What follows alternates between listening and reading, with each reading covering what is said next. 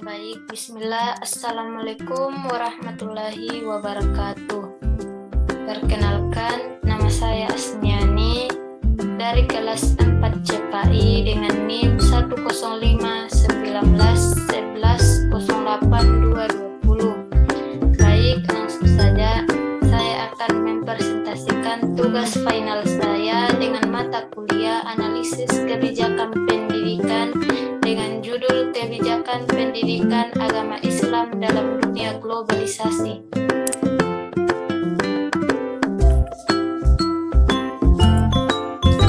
Bagian A, Hakikat Pendidikan Islam. Menurut Taufik Abdul dan Sharon Shidikui mendefinisikan bahwa pendidikan Islam adalah suatu proses yang komprehensif dari perkembangan kepribadian manusia secara keseluruhan yang meliputi intelektual, spiritual, emosi, dan fisik.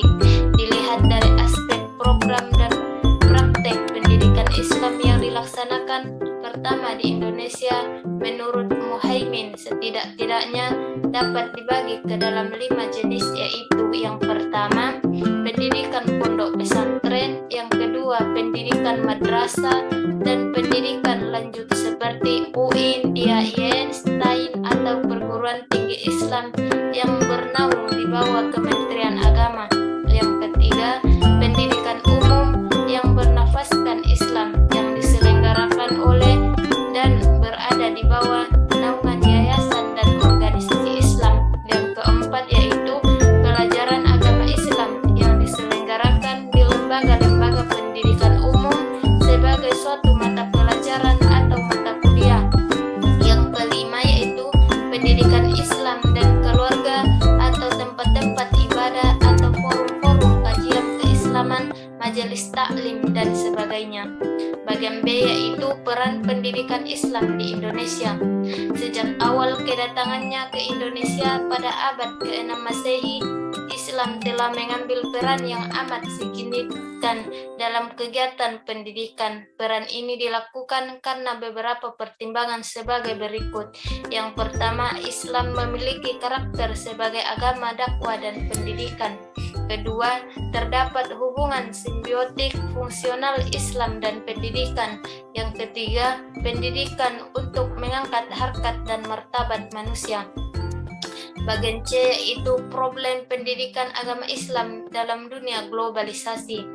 Problem mendasar yang dihadapi masyarakat Muslim di negara berkembang adalah keterbelakangan ekonomi sebagai akibat rendahnya tingkat kualitas pendidikan. Masalah pendidikan memang sangat kompleks, sementara di sisi lain dominasi peradaban barat yang sekularistik terus merajalela.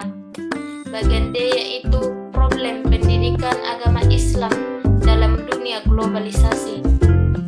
Problem mendasar yang dihadapi masyarakat Islam di negara berkembang adalah keterbelakangan ekonomi sebagai akibat rendahnya tingkat kualitas pendidikan. Masalah pendidikan memang sangat kompleks, sementara di sisi lain dominasi peradaban barat yang sekularistik terus merajalela. Dalam konteks keindonesiaan, kualitas pendidikan Islam yang dalam hal ini pesantren dan madrasah masih jauh dari harapan. Oleh karena itu, perlu adanya terobosan-terobosan baru untuk dapat berkompetisi di dalam dunia global.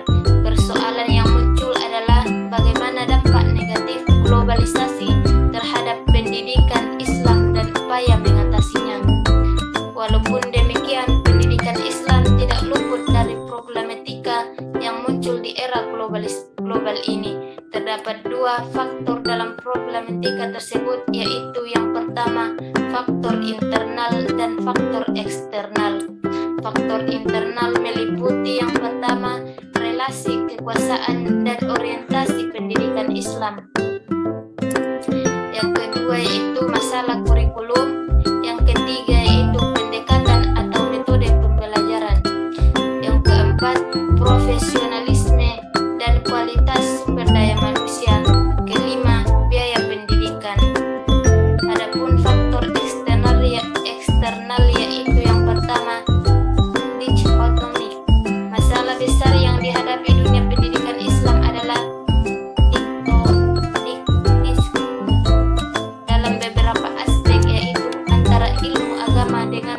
besar dengan ilmu umum, antara wahyu dengan akal, setara antara wahyu dengan alam.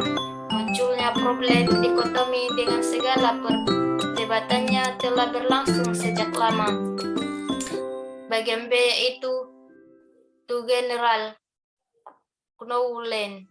Kelemahan dunia pendidikan Islam berikut adalah sifat ilmu pengetahuannya yang masih terlalu general atau umum dan kurang memperhatikan kepada upaya penyelesaian masalah atau problem solving. Produk-produk yang dihasilkan cenderung kurang membumi dan kurang selaras dengan dinamika masyarakat. Bagian C yaitu lack of spirit of inquiry.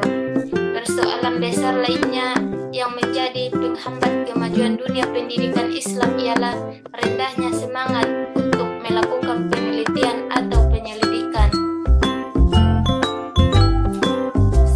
Said Hussein Alatas merujuk kepada pernyataan De Spiritus Rector dari Modernisme Islam dan Afghani menganggap rendahnya semangat intelektual menjadi salah satu faktor terpenting yang menyebabkan kemunduran Islam di Timur Tengah. Yang keempat yaitu memorisasi. Rahman menggambarkan bahwa kemerosotan secara gradual dari standar akademis yang berlangsung selama berabad-abad tentu terletak pada kenyataan bahwa karena berjumlah buku-buku yang tertera dalam kurikulum sedikit sekali, maka waktu yang diperlukan untuk belajar juga terlalu singkat. Yang kelima yaitu sertifikat oriented. Pola yang dikembangkan pada masa awal-awal Islam yaitu talab al-ilm telah memberikan semangat di kalangan muslim untuk gigih mencari ilmu, melakukan perjalanan jauh penuh risiko guna mendapatkan kebenaran suatu hadis, mencari guru di berbagai tempat dan sebagainya. Yang kelima yaitu kebijakan pendidikan agama Islam menghadapi dunia globalisasi. Era globalisasi dapat dipahami sebagai suatu keadaan yang ditandai oleh adanya penyatuan politik, ekonomi, sosial, budaya, ilmu pengetahuan, teknologi, informasi, dan lain sebagainya yang terjadi antara satu negara dengan negara lainnya tanpa menghilangkan identitas negara masing-masing. Penyatuan ini terjadi terkait kemajuan teknologi informasi atau TI yang dapat menghubungkan atau mengomunikasikan setiap isu yang ada pada suatu negara dengan negara lain.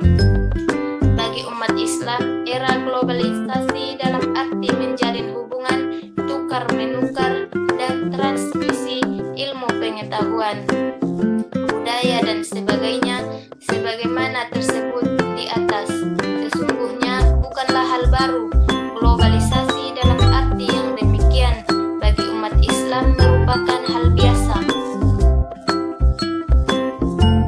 Di zaman klasik abad ke-6 sampai dengan abad ke-13 Masehi, umat Islam telah membangun hubungan dan komunikasi yang intens dan efektif dengan berbagai pusat peradaban dan ilmu pengetahuan yang ada di Indonesia seperti India, Cina, Persia, Romawi, Yunani, dan sebagainya. Hasil dari komunikasi ini, umat Islam telah mencapai kejayaan bukan hanya dalam bidang ilmu agama Islam, melainkan dalam bidang ilmu pengetahuan umum, kebudayaan, dan peradaban yang warisannya masih dapat dijumpai hingga saat ini seperti India, Spanyol, Persia, Turki, dan sebagainya. Di zaman modern abad ke-19 sampai dengan sekarang, hubungan Islam dengan Eropa dan Barat terjadi lagi. Pada zaman ini, timbul kesadaran dari umat Islam untuk membangun kembali kejayaannya dalam bidang ilmu pengetahuan, teknologi, dan peradaban melalui berbagai berbagai lembaga pendidikan, pengkajian, dan penelitian.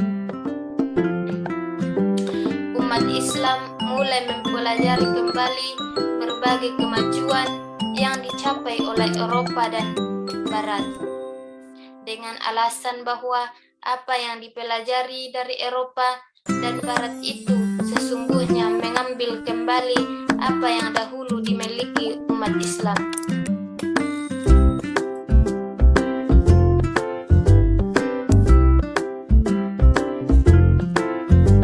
Baik, mungkin itu saja. Wassalamualaikum warahmatullahi wabarakatuh.